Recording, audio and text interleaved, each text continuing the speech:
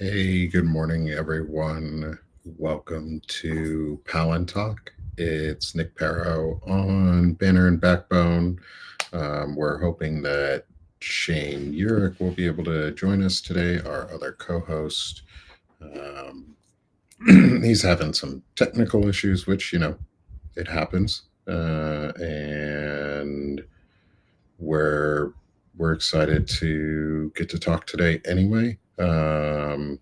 Today's conversation is going to continue our discussion on minimizing metadata and maximizing your impact. Sorry, as I get things started up and get the stream live on my side, so that I can see as I lean around and do weird things, so I can see the live chat. Just give me a second. If you could, yeah, I love drop a hey, where you're from.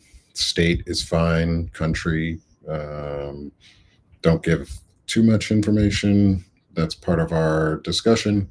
Is minimizing metadata, maximizing impact. So um, come say hi. Welcome. It's good to see everyone. I'm just getting fully set up. It takes a little while for the things to come online for us sometimes from the Substack side. That said, let's talk. Um, let's talk minimizing your metadata and maximizing your impact. So, what does that mean? So, let's do a little bit of a recap.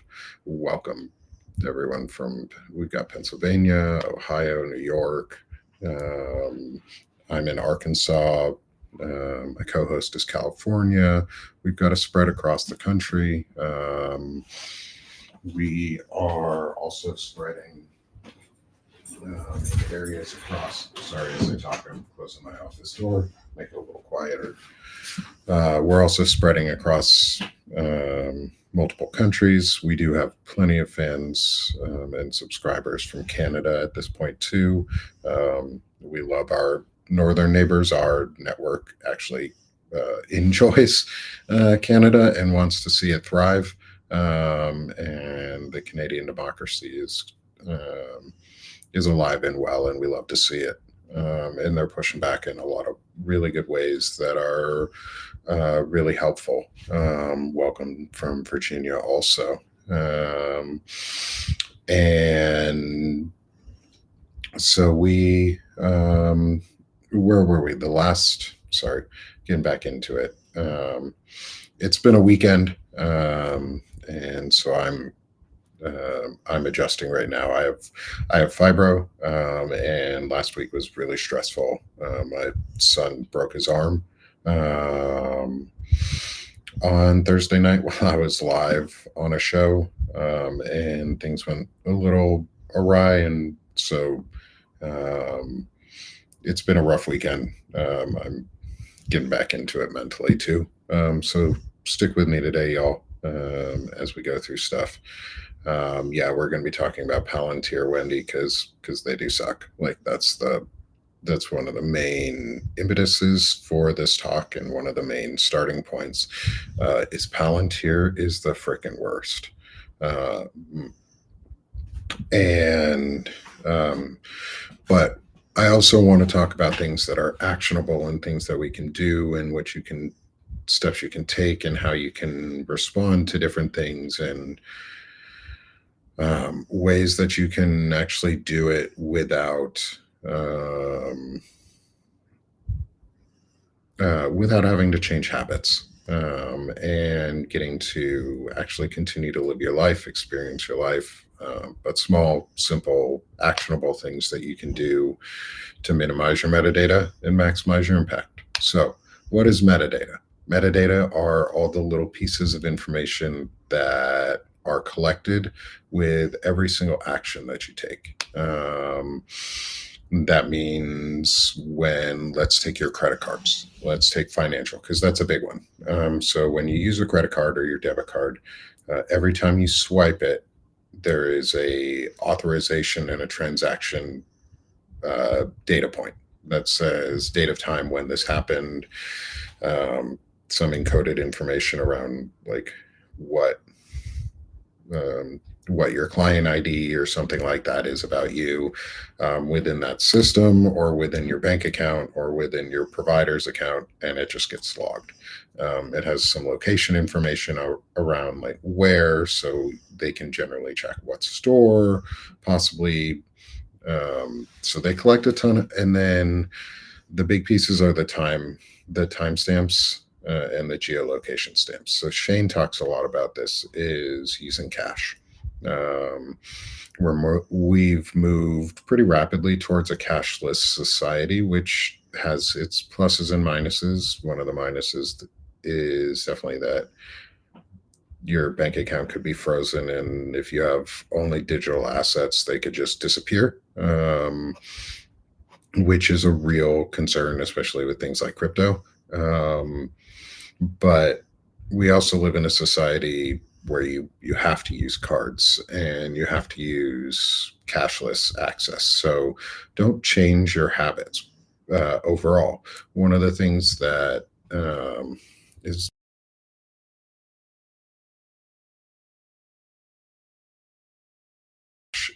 how you transform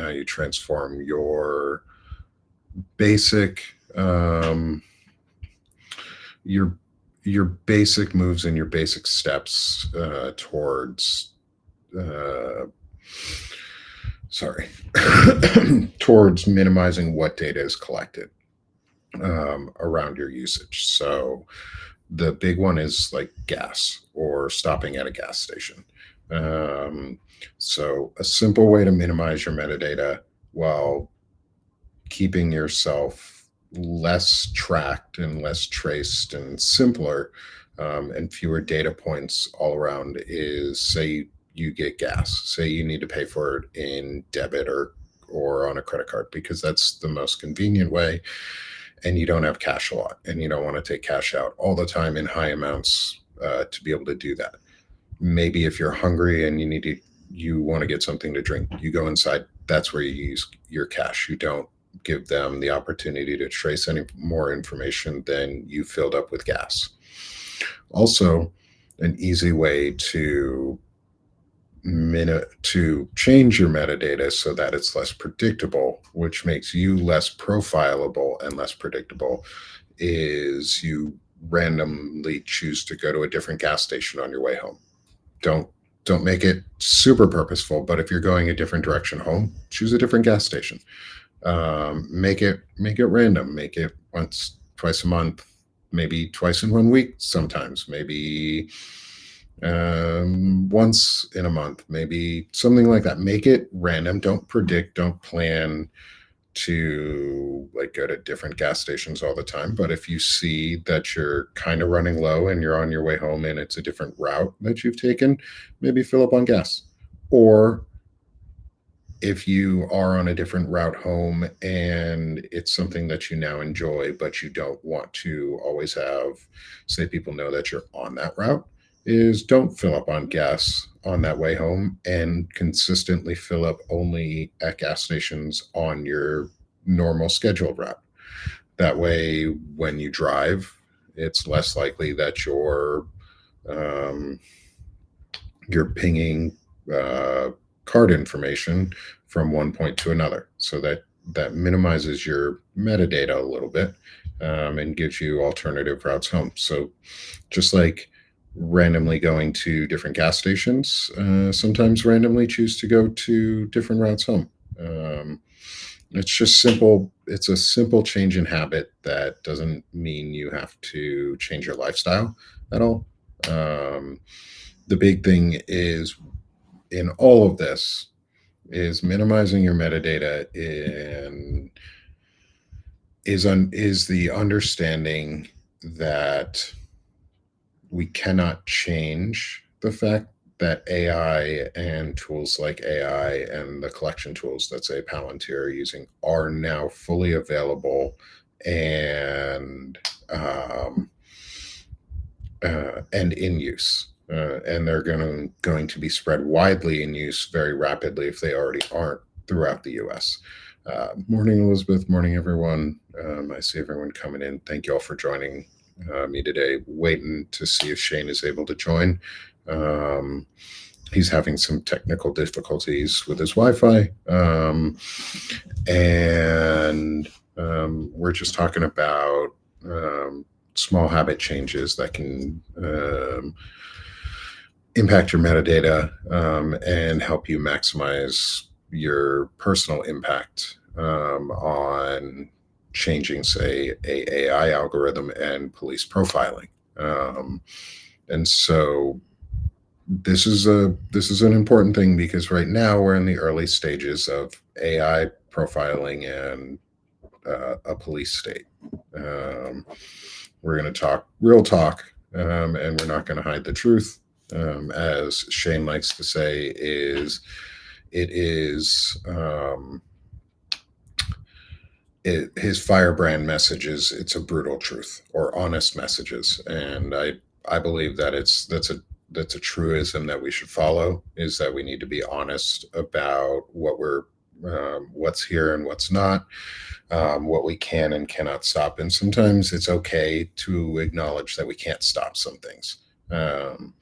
One of those things that we cannot stop is the fact that we now have a police state on top of us, and that we are um, going to have a lot of AI analytics and AI data modeling going on in the background to create a profiling state. Um, Realistically, it's a profiling state more so than a policing state. It's a predictive profiling model that is going to capture and grab as much metadata as possible from every movement and every piece of every camera, every license plate, capture every credit card swipe, everything that they can get their hands on, every medical uh, bill, every hospital visit, every time that you have to make a payment in a transaction, that's a metadata point that's going to get collected. Um, why I say all of that is we cannot change the fact that AI is here and AI predictive analytics are here. What we can do is we can help impact how the modeling is done. And through a collective force of will, we can change AI modeling and AI behavior because it's supposed to learn. And it's AI is a learning algorithm, and large language models and the subsets and the district, whatever they use now for their AI data models specifically, are based on learning algorithms, and that means they learn off of behavior being input into the system. So one of the things that we have control over, and the thing that we actually have the most control over, is inputting data. Where are the data inputs that cannot be controlled? The human factor is always as they call it, the X factor. Um, they can put as many guardrails and things in place as they want to make the system as pro profiling and biased as possible. However, we can overcome those biases and then work to fix those biases with stricter measures, or replace them and purge the data out that is a biased data. That's a long term plan because we're not in control, and we don't have full access to what those data models are capable of accessing and predicting off of and building data off of. Once we have control of those things in the long term, we could remove biasy. However, because we entered the parabolic curve or the exponential growth of technology, that parabolic curve that everybody talks about, where you sort of just go straight up. We hit the just about straight up point with the dumbest people in charge, where we actually needed to have the smartest people in charge to manage policy and build guardrails into the AI models. That being said, we can overcome some of that by using our collective force of will to create new learning pathways. And the easiest way we do that is we all change our behaviors in unpredictable ways. Like I said at the beginning or throughout this, was alter your behavior, but without changing your lifestyle. Do it unpredictably too. And that was where I talked about maybe go to a gas station twice a month differently, different gas station than you would normally go to. Maybe while you're at that gas station, don't do your normal habit of going inside. Maybe stop at a second gas station on the way home or a convenience store to grab something to eat. And make your personal data as unpredictable as possible for a learning model. Because then when it's trying to create predictive responses to it, it has to factor in the unpredictability of you not doing things on a schedule. If you can take your schedule and make it look chaotic, then the algorithm has to learn off that chaos. And that chaos introduces new variables into the models, which means it's less predictable and it's less likely to be able to profile. So if you have the privilege of, say, looking like me, or me, say, as a woman, if you are part of the white group, the whitish or whitest group in this country, make yourself as unpredictable as possible in your profiling, because that helps remove the predictability of other groups too.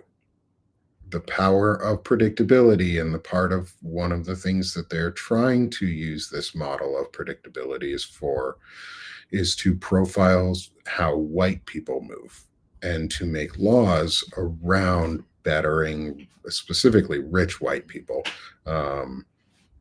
but bettering the lives of white folks in specifically in the immediate term. Um, and so if you're able to ruin that algorithm and ruin the or add chaos points into the algorithm, it makes it less usable and less predictable for other groups. So our collective power isn't just that we have the ability to speak, which, if you're a creator of any sort, please put your content out. Now is the time, because again, that's an unpredictable data point that the AI models and the learning algorithms have to collect, because it's collecting and scraping off the internet, and they can't pull all of us out. Um, how do you make your profile unpredictable for me specifically? Um, or um, or more so just in general? Um, that's a good question. Education is lame, and so I'll give you some time to write out a response if you want to add any more detail there, because I'd love to answer that question. Um, uh, but more if it's a me or versus others. In general, how do you make your profile unpredictable? Just in general. So, like we were talking about, one of the ways to do it is alternating routes on your way home. If you work outside of your house, alternate routes on the way home. But don't plan to alternate routes on the way home. If use your Google Maps sometime or whatever, maybe not follow the routes, but just take a look at your Google Maps on your before you leave work, and just check, oh, what does the time look like on the routes that I might not normally take? This goes for walking, this goes for bus riding, trains, any public transportation if it's available, um, or if you're a driver in a car, um, is alternate your route home so you're less predictable. Do it a couple times a month, maybe even a couple times a week. If you, especially if you do a lot of public, if you're, say, public transportation user, or you're a driver who drives a lot, alternate your routes a lot. Just do it unpredictably, like take random turns that you know are going to lead you to the same destination, but take that random like side road that you've always wanted to go down, um, or side street that you've always wanted to go down that you know is safe, or that you know you can go down without um, endangering yourself in any way. Like, don't put yourself in danger, especially if you're a woman. Don't put yourself in danger. And always keep yourself safe. Always keep yourself somewhere well lit. Always keep yourself um, in an area that's easily visible. I know that the common thing for people to say is don't scream help if someone attacks you, or if someone comes at you, is scream fire or scream something else. And I highly recommend that, because most men don't listen if you scream help, but we will listen. I don't, I don't know why. I listen when I perk up real quick when people scream help. Um, but uh, if you scream something, don't just scream help. Especially, like, make sure it's very visible, that if something were to happen. But keep yourself safe in your unpredictability. So, like, just alternate routes on the way home is the easiest first step. Alternate where you get your groceries at. It's not it's not changing how you live. The big thing I want to make sure I get across is don't change how you live. I don't want you to change your lifestyles. I'm not changing my lifestyle. Don't change your lifestyle. Just change small pieces of it randomly. Add add chaos points. Go on that trip, like I said, down the side road that you always wanted to go down. If you um, if you are out in public a lot, here's another easy thing you can do, especially for um, anyone, just in general, is if you have headpieces and scarves or hats or headwear that you would wear, or different earrings and things that are like obvious and very common that you would do, alternate them. If you don't wear hats normally, or headwear, try getting a few. See what you look like. I bet you're going to look really good in a hat. Most people do. Um, and I bet you're going to feel really good when you go outside in a hat and you look good and your head is shaded and you're having a great time, or it's raining and your head's a little shaded and you're not getting rain on your face all the time. And if you're in a place where there's city cameras and street cameras and things that are above you, when you're wearing a hat, your face is not visible to those. Your face is less visible. Um, and so you don't even have to change your habits doing that. You just alter your clothes a little bit, not to hide, not to hide who you are. And I talked about this 2 weeks ago, I think it was the point isn't to hide who you are. The point is just to make yourself less visible from known collection points. And most cameras are above us. Most cameras that are in cities and streets are on lamp poles or buildings, and they're higher up because they have a better vantage point. And so if you have something on your head from above, it's harder to see your face, especially if it's got a larger brim in the front, that you can easily maybe keep your head slightly down, keeping your eyes up, making sure you're aware, but wearing a hat. If it's somewhat sunny out, wear sunglasses. Get a pair of sunglasses that you, um, for women, if you love big I would absolutely encourage that style coming back in, like big, bold sunglasses that fucking look amazing and make you feel good while you're wearing them, hell yeah.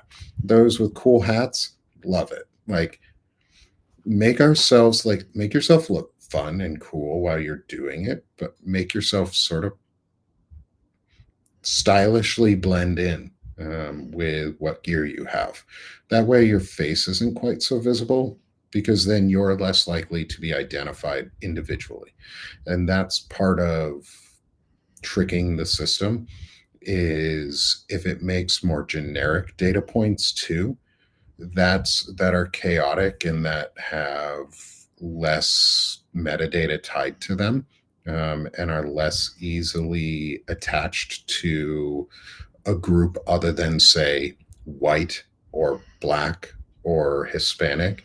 Like, if we can boil it down to those root groups, that's actually the best. That's the best outcome because that's what they learn the most off of.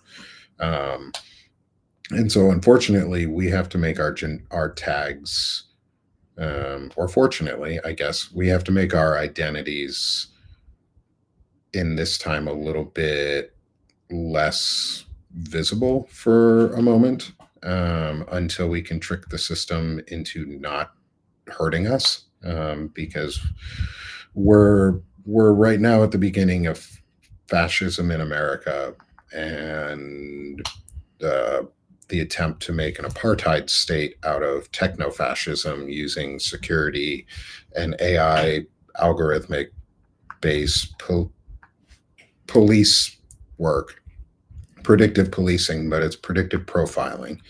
Um, and one of the main groups that is behind all of it is Palantir, and Flock Security. Those are two of the main groups that are pushing, um, and have the contracts with DHS or within the government that allow them now for internal monitoring. Um, and so, yeah, so even in grocery stores, everything is recording your face at this point. Like, that's one of the reasons I say wear a hat, maybe wear sunglasses. If you have a cold or feel sick in any way, just wear a simple mask.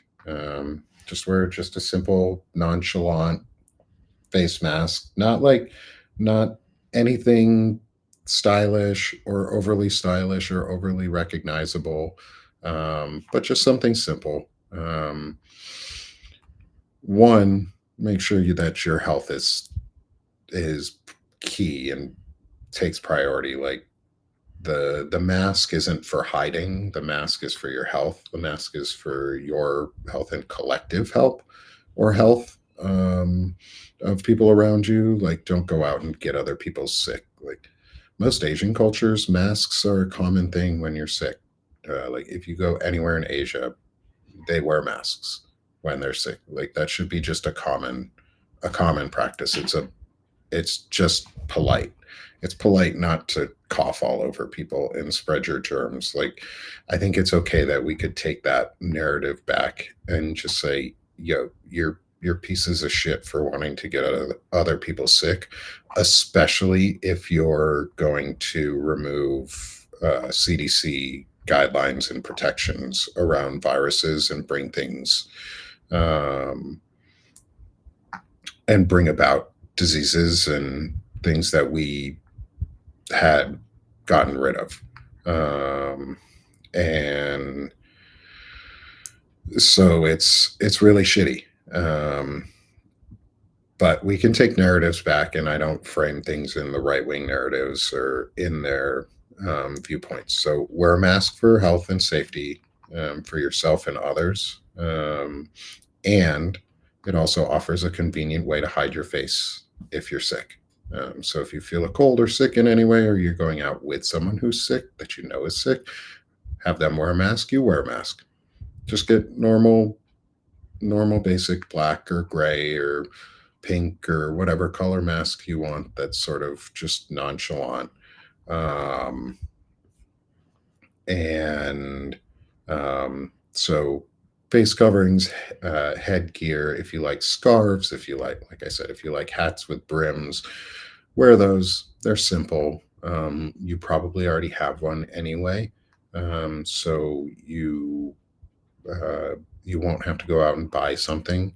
Um, Try not to buy things if you don't have to. If you're going to buy things, here's another simple way to minimize your metadata: is go find secondhand and use clothes stores, especially local ones that accept cash, and buy clothes from them. Um,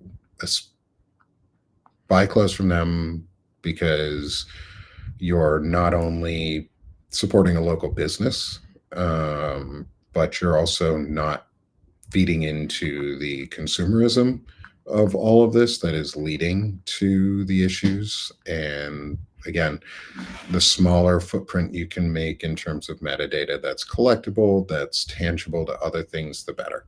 Um, you want to you want to make yourself as simple as possible, um, and keep your lifestyle. So you don't have to change your lifestyle.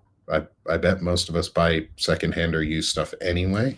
So it's not a change in our lifestyle, but just do it more often, or do it locally and find a couple stores and randomly select one day. Is randomly go into one of the stores that you like, buy some new things, get rid of some of your old clothes, donate them, um, and just do simple things like that, or even barter and trade with your friends and your neighbors. Like do things that don't require money. Do services for each other. Make your community communal. Like work with each other, do things for each other, give each other things in trade. Like if you have a ton of tomatoes in your backyard in a garden and you don't know what to do with them, give them to your neighbors, or can them and see if somebody wants some canned tomatoes for trade for something that you might need. Like if you need a cutting board and somebody wants tomatoes, see if you have enough tomatoes to trade them to have them make you a cutting board or something, or a rolling pin or something like that. Like be creative with each other on the things that you might need, or if like go to garage sales and yard sales and things like that. Buy local, buy secondhand. Don't feed into the major consumerism bullshit that's going on, because that's a main data point collector. Like every single time you buy something, you are creating a data point. Every time you're online, you're really creating a data point too. So it's hard at times. Like you're not going to get away from all of it. And yeah, going back into the chat to other simple ways. I'm catching up on some of the things I stopped at one point because I saw education. You had a comment, and then right after MJ, you had a comment too. Um, is education. You always say, I advise people I know to disconnect their facial recognition software when leaving the country or use a temp phone. I would even just suggest you disconnect your facial recognition software on your phone at this point anyway, and use only a manual password, because it's going to be all too easy in the US for them to just trick you or say that your rights don't exist the way they are, or they make a new regulation that says they can open your phone from a facial recognition internally and not just when you leave the country. Like that's not a far cry from what they can and would and will do. So just stop using the facial recognition on your phones.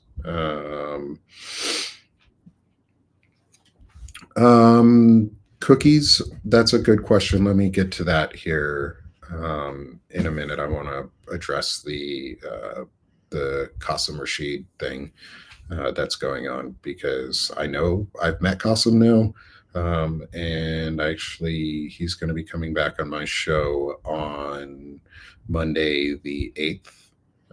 Hey Kimmy, it's good to see you. Good to have you here. And so Qasim's coming back on my show on the 8th, and he's a really good guy. Like, he really cares.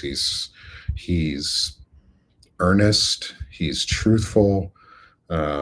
He It's really sad to see them going after him for this garbage.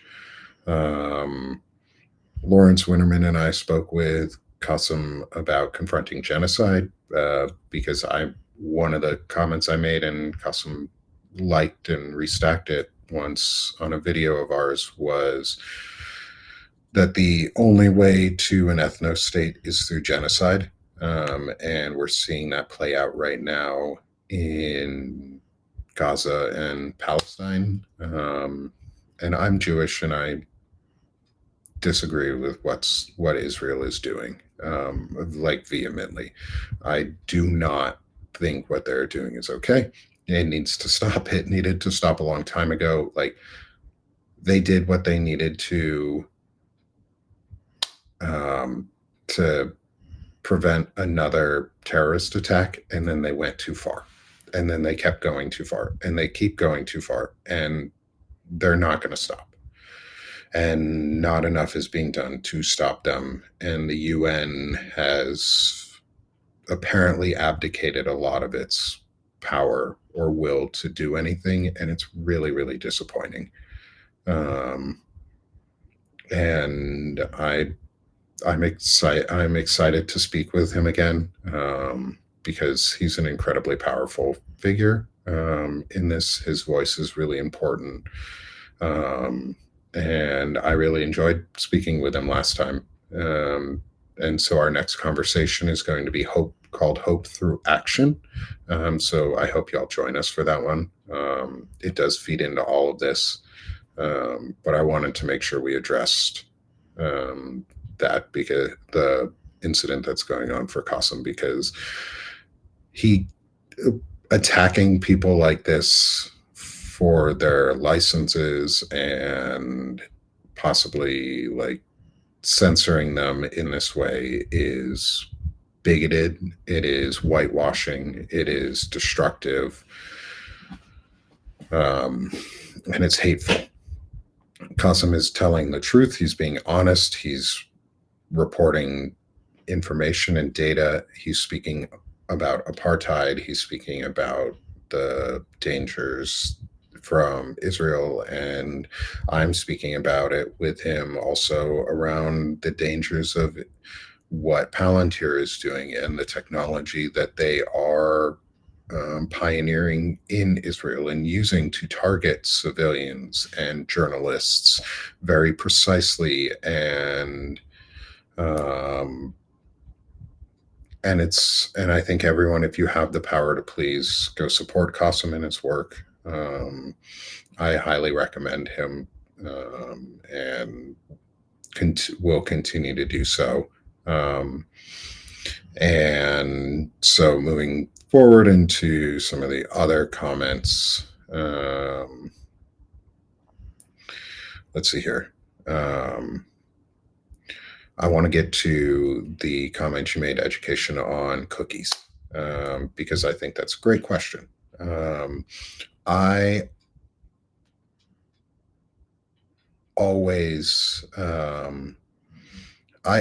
limit the cookies that I share when I go to a website. You can always manually opt to deselect some of the cookies that are available for your website. What cookies do? So I'm a prior software engineer. I was a senior DevOps engineer. I built deployment pipelines and production software in enterprise systems for franchise management, and I've built Alexa skills and internal software for Amazon. So I have some experience in the field, over 6 years as a software engineer. And I learned a little bit about cookies along the way. So cookies are what are your personalization mechanism for websites. They're what provide your personalized experience on the internet. It's part of the Internet of Things movement overall, but it's also just a general part of the internet. It is very much a metadata collection tool. And that is one of the largest pieces of metadata collection are your cookies. And I always now recommend people to opt out of some of the cookies. I will put together a list next time I go on, say, a website of recommended cookies that are available, but I would always recommend to limit the cookies that are available for you if you are on web pages or, say, a Google browser like Chrome or even Safari for Apple or things like that. Is turn off your location tracking unless it's absolutely needed. Is so like when you do a Google search and it asks, um, can we use your location for this? Say no. Um, like, don't give them more information than you need to. Like, if it's something that you can do a generalized search on without having them know, like, do an actual geo ping on your location, say no. Um, but for websites, you do want to you do want to have some cookies because it is personalization. Like, the internet is personalized now. And that's one of the things that makes the internet so great and usable is that it is personalized. And it gives you a lot more functionality through that personalization. However, you want to limit some of it. Like, if they give you the option to have your data not be sold, always select do not sell my data. Like, every single 100% of the time, if you need to select do not sell my data if it's an available option. um, but overall, cookies are a tough one because they bring you the internet of the modern age where it's closer to you. It's almost an internet of you. um, so each of our internet experiences are very tailored and very algorithmically chosen for each one of us. Um, that's another thing that you can impact by selecting or deselecting cookies is um, you make yourself less predictable in terms of what data you're providing to websites. So sometimes maybe select all the cookies. If it's a website that maybe you're just only going to go to once and um, you don't need to like come back to ever again, select all the cookies if you want, or don't select any of them. If you don't want any personalization for a website because you know you're never going to go to it again, deselect all the cookies. It's cool. Like, have a boring, bland website. Sometimes that's okay. Hey, everyone coming in. Hey, Lisa, Morgan, 1 minute. Good to see everybody. I'm glad y'all are here. Even Heidi, I see you in there too, asking some questions. Thank you, everyone, for the comments and the interaction um, throughout all of this right now. And so, where does this get us in terms of like your metadata is and how it makes you more unpredictable? And what that means for a system is because the internet is so tailored, one of the ways that we could impact an AI system is we could all choose to make it more generic. I'll get there, Morgan. Don't worry. Um, I said something small at the beginning, but I'll get there. Don't worry. Um, and is maybe it's okay that we make the internet more generic again, because if it's more generic, maybe it's slightly more boring. And slightly more boring for the internet is probably a good thing, because then it's less likely to entrap people. It's less likely to suck you in. If the internet isn't calling to you and acting like this tool that brings you into it all the time, maybe you're less likely to use it every day. or every second of the day. Maybe you're more likely to step away from it and get some time out in nature or walking around. Hey, Tecolote. I hope I said Tecolote. Tecolote. Um, uh, but welcome, everybody. Even all y'all latecomers. I'm glad everybody's coming in and asking questions um, and liking and joining us. I'm sorry that Shane wasn't able to join us today. He had some Wi-Fi problems. But we've been going into just simple things that y'all can do and or that we all can do. Um, wall, no, it doesn't make sense if it's wall because that's a real word.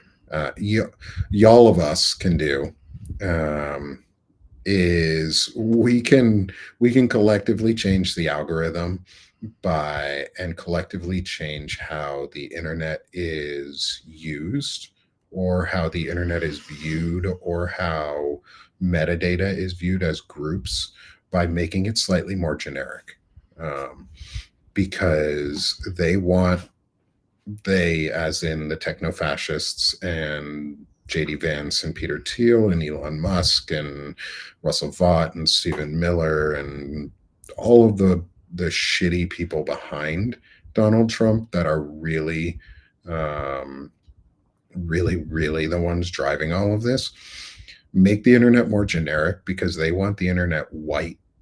And if we make all of it look the same anyways, then they can't distinguish who's white, who's black, who's brown, who's anywhere in between.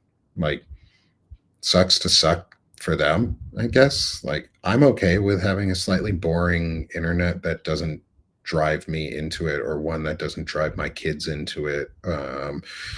If it means that my neighbor doesn't get scooped up by ice, like, that's cool with me. I'm fine with that. Like, that's not a sacrifice. Like, it's super easy to change those things. The coming into another question that leads into all that is around all of this, Donna, you ask is what if you cannot reject any cookies? That's okay. It's okay if you can't reject any cookies. Sometimes you're going to have to go to a site that doesn't allow you to reject. That being said, as far as I know, every site now, at least for now, requires you accept the cookies that they're going to use it on the at least on the first time you enter that page. So if you've been to a page before, you can change your cookie settings. I will see about putting up like a maybe a quick how-to guide on how to change cookie settings on a website. That if that is helpful, that's probably something easy I could get together for everybody to be able to have. And yeah, make us pink, make us green, make us something that's not um, a shade of beige. Like that would be great. Like we can all be a little bit less beige, like sad beige baby lifestyle, and that shit is boring. Like they're boring people. They're trying to make everything boring. We can make things generic without making them boring. Like the internet can still be a lot of fun, more generic, where good music is what we all want, or good videos are what we all want, or um, a manosphere that doesn't suck. Like part of Palantalk is is building a space where men are talking about things in a way that isn't right wing framed hatred. And I'm not trying to code you into being a little zealot for bigotry or trying to groom people. Like, I don't. That shit's fucking gross. And but that's all they do. That's all they do is they fucking use it to groom people and like build bigotry and hate and make society white and make people hate themselves for being themselves and enjoying life and having fun and doing things that aren't sad beige baby. Like, we can make the internet generically beautiful.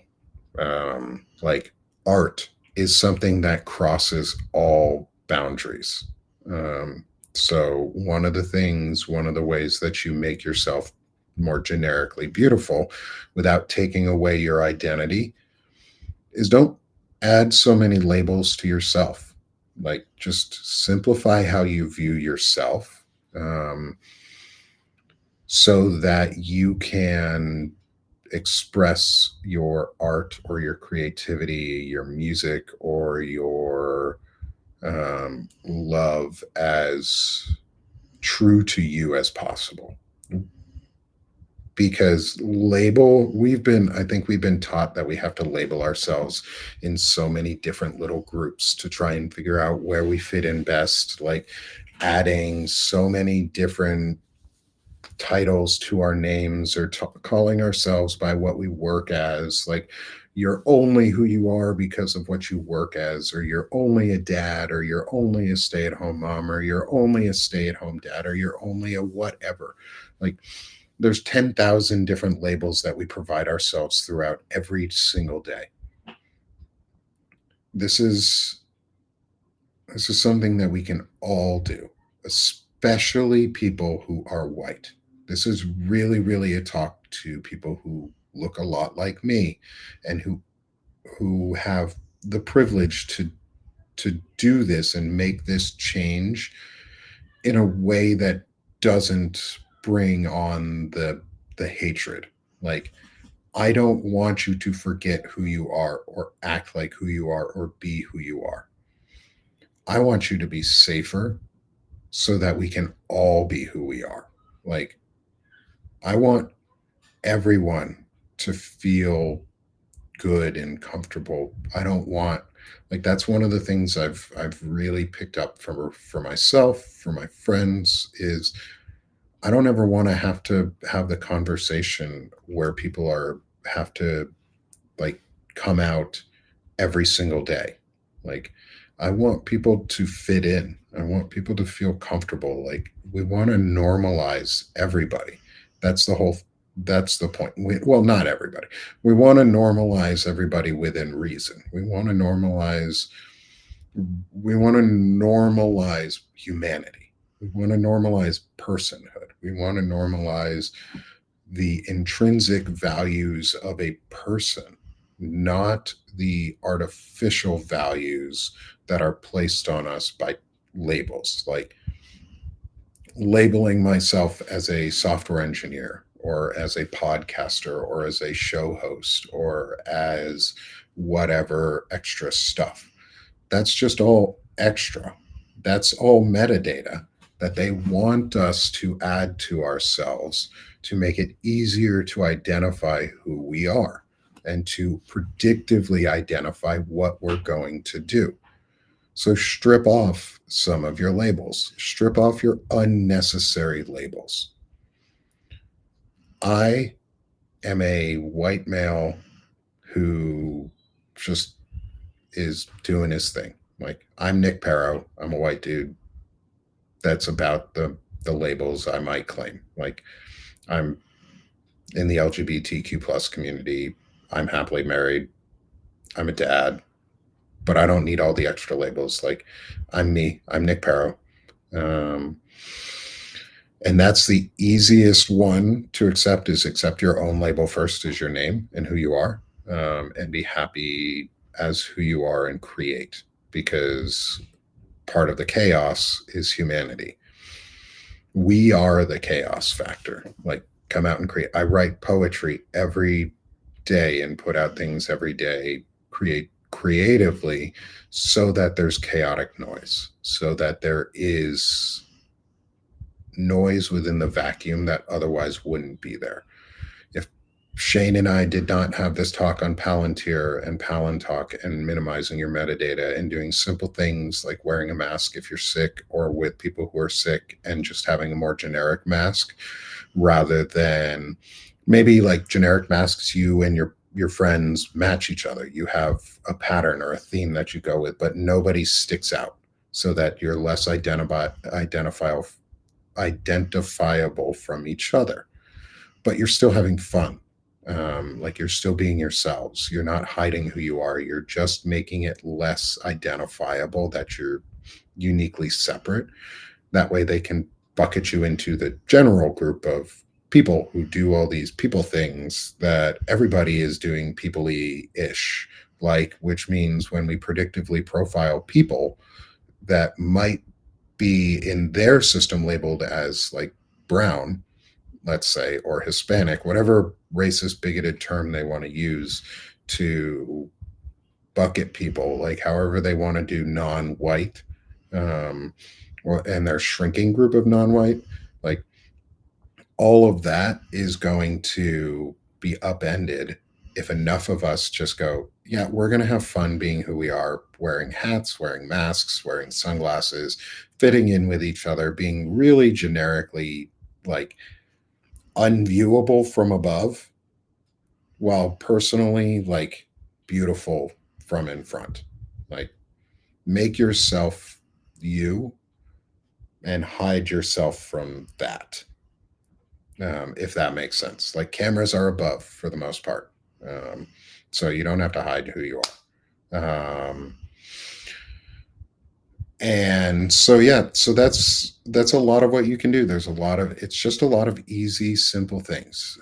So quick recap before I get to Morgan's question from before, because I know she'll explode if I don't talk about it.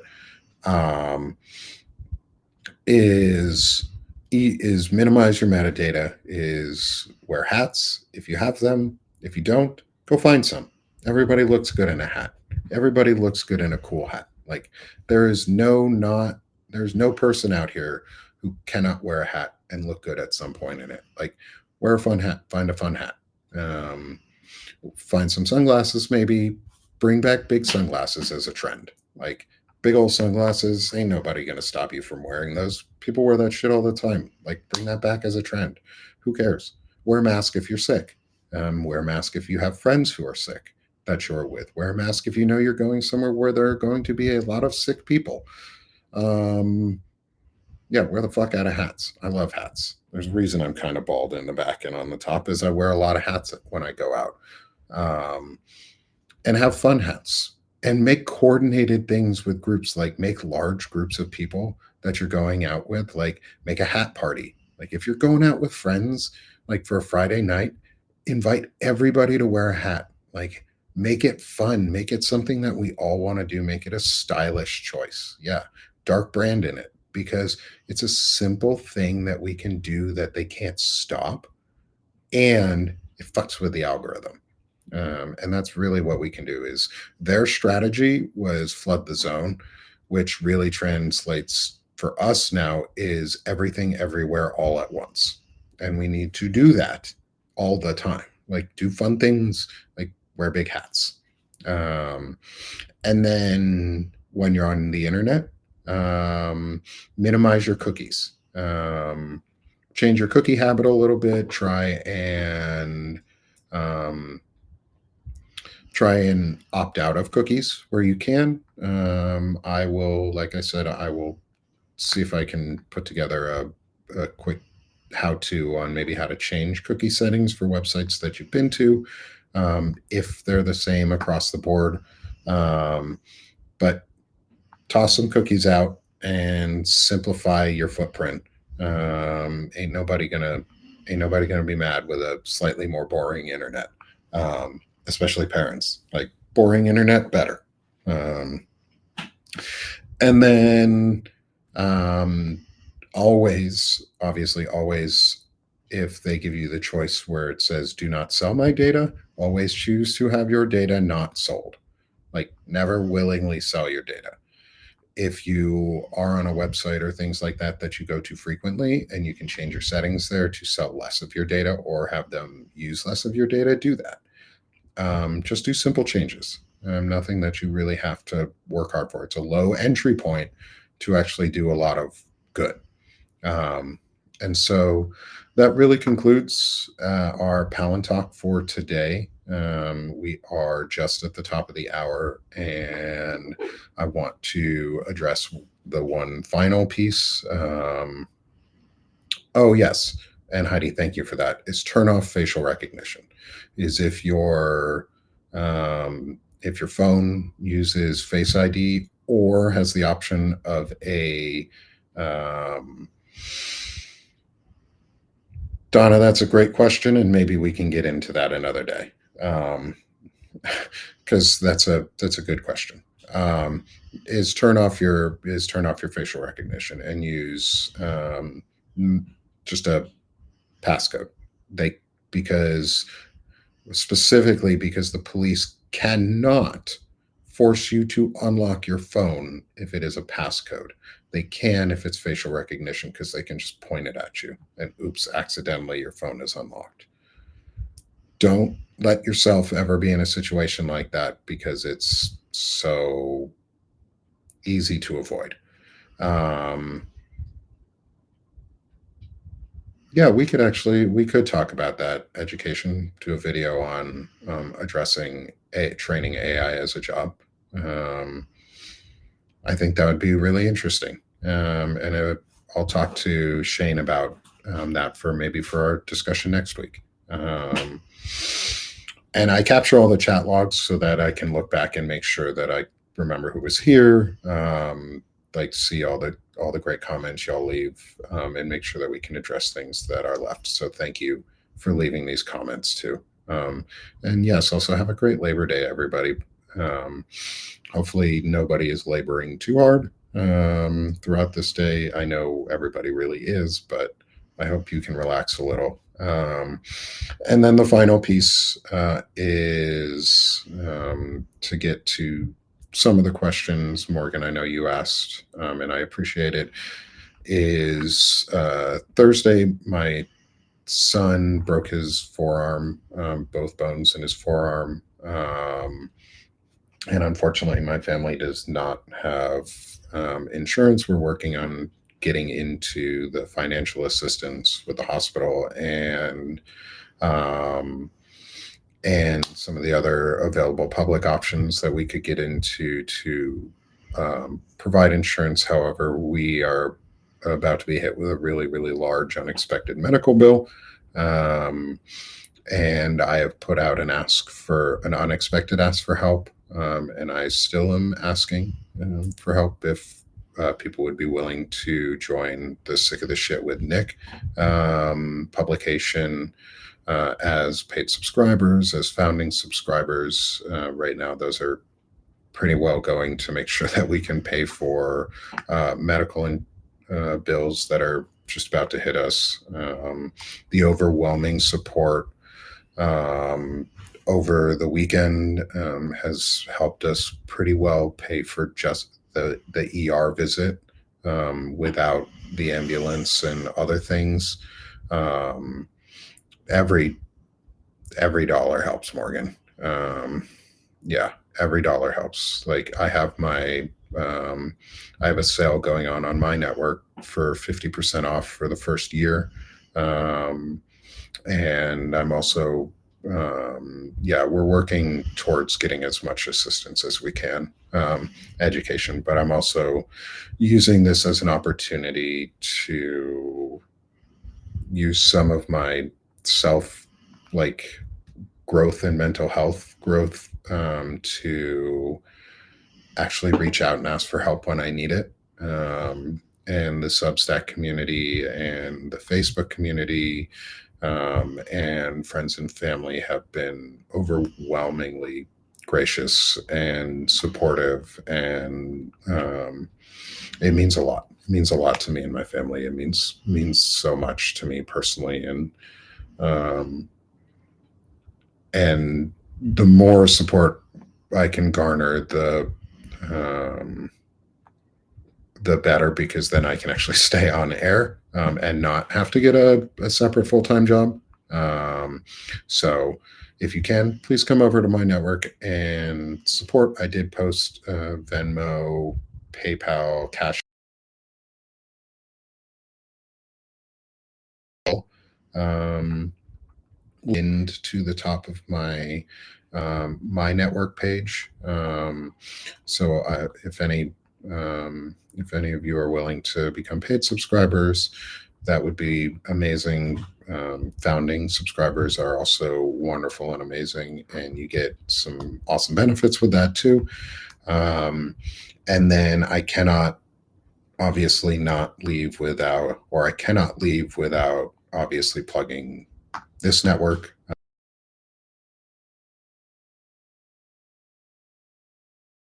Um, we are a civic space co-founded by myself, Lawrence Winterman, and Frederick Pogue, um, and now in partnership with some amazing other contributors like Melissa Corrigan, Ellie Leonard, and Shane Urich.